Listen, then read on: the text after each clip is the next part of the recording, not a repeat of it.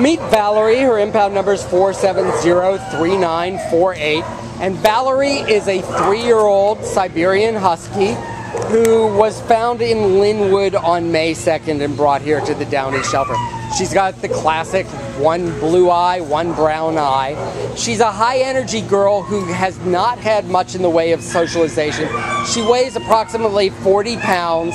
She has not walked well on leash at all.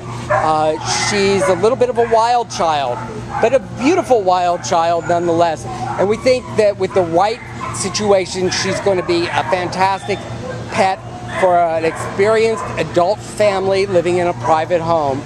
She's got a high energy level. She's got prey drive, so she's going to need to be the only dog in her new home. But just a beautiful, beautiful dog. This is Valerie, who needs some love and affection from your friends at the Downey Shelter.